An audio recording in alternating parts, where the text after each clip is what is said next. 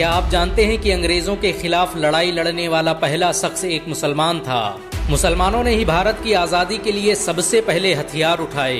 अंग्रेजों भारत छोड़ो का नारा देने वाला शख्स भी एक मुसलमान था। मुंबई में पैदा होने वाले यूसुफ मेहर अली ने ही 1942 में सबसे पहले इस नारे का प्रयोग किया। साइमन गो बैक का नारा भी यूसुफ मेहर अली ने दिया था। बहुत कम लोग जानते हैं कि मुसलमानों ने ही असहयोग आंदोलन की शुरुआत की थी।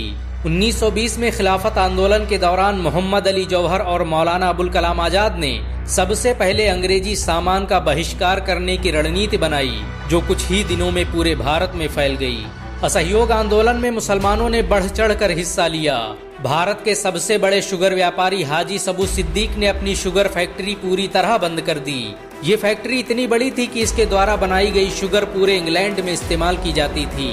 बहुत कम लोग जानते हैं कि बाटा कंपनी भी मुसलमानों की थी, जिसे असहयोग आंदोलन के दौरान एक अंग्रेज ने खरीद लिया था। मुसलमानों ने इस आंदोलन के समर्थन में अपना सब कुछ कुर्बान कर दिया। आपको ये जानकर शायद हैरानी हो कि भगत सिंह का केस लड़ने वाला शख्स भी एक मुसलमान था। बैरिस्टर आसिफ अली ने भगत सिंह का केस तब लड़ा जब कोई भगत सिंह का साथ देने को तैयार नहीं था। अगर शोभा सिंह ने भगत सिंह के खिलाफ गवाही न दी होती तो भगत सिंह फांसी के फंदे पर चढ़ने से बच जाते। इंकलाब जिंदाबाद का नारा देने वाले हसरत मोहानी भी एक मुसलमान थे। उन्होंने ही भारत की आज़ादी की रूपरेखा तैयार की थी। इतिहासकारों के मुताबिक 1857 में होने वाले विद्रोह में 50,000 से अधिक उलमाओं को फांसी दी गई और लाखों मुसलमान सरेआम कत्ल कर दिए गए।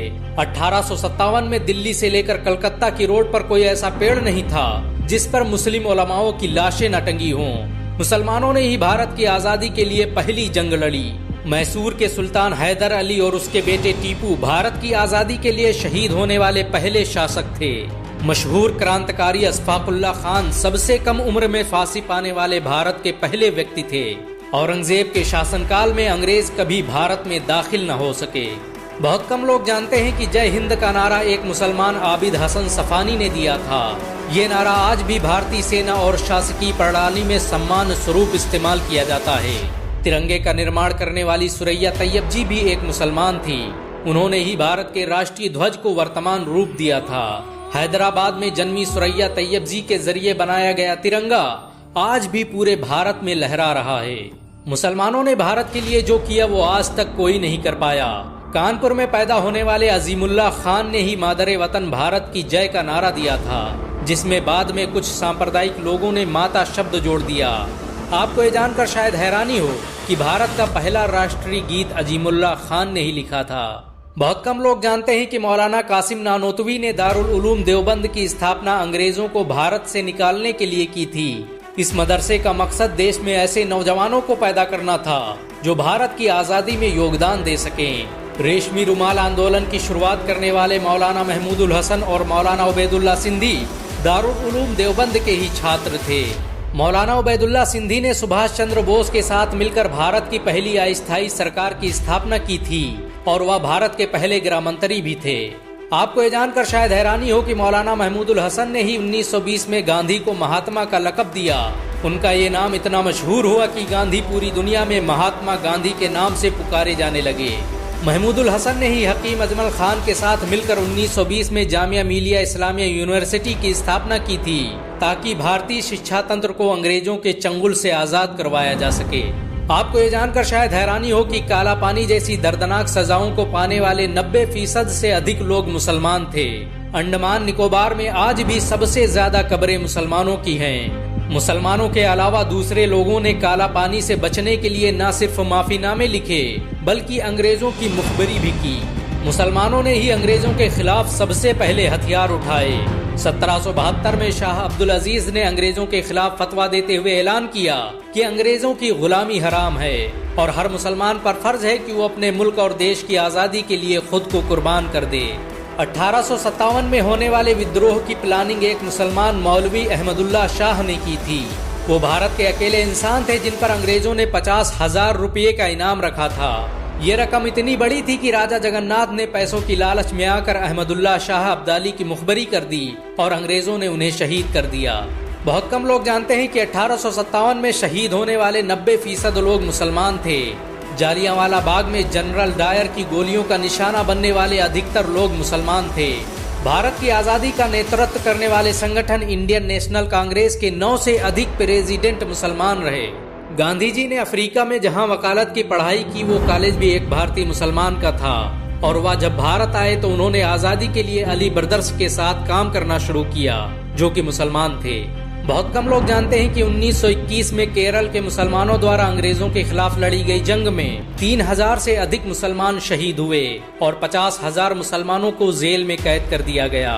ये आंदोलन मोपला मुस्लिम आंदोलन के नाम से जाना जाता है। 1942 में शुरू हुए भारत छोड़ो आंदोलन की रूपरेखा मौलाना अबुल कलाम आजाद ने तैयार की थी। संविधान निर्माता डॉक्टर भीमराव अंबेडकर को पहचान दिलाने में मुसलमानों का बड़ा योगदान रहा। 1946 में जब भीमराव अंबेडकर दलित होने की वजह से इलेक्शन हार गए तो बंगाल मुस्लिम लीग ने उन्हें मुस्लिम इलाकों से इलेक्शन लड़ने की दावत दी। इस तरह भीमराव अंबेडकर संविधान सभा का हिस्सा बन सके। अगर मुसलमान भीमराव अंबेडकर को इलेक्शन न जिताते तो उन्हें कभी भारत का संविधान लिखने का मौका न मिलता। भारत की आजादी के लिए सबसे ज्यादा लेख, शायरी, गीत और किताबें मुसलमानों ने ही लिखी। अल्लामा इकबाल के जरिए लिखा गया सारे जहां से अच्छा आज पूरे भारत में गाया जाता है। देश के लिए शहीद होने वाला पहला पत्रकार मौलाना मीर बाकर एक मुसलमान था। भारत की आजादी के लिए मुस्लिम राजाओं और महाराजाओं ने अपने खजाने खोल दिए। कोलकाता के हाजी उस्मान सईद ने अपना सब कुछ भारत की आजादी के लिए कुर्बान कर दिया। हाजी उस्मान की अमीरी का अंदाजा इसी बात से लगाया जा सकता है कि 1920 तक कोलकाता में बनने वाला हर स्कूल और हर बड़ी बिल्डिंग उन्हीं की थी।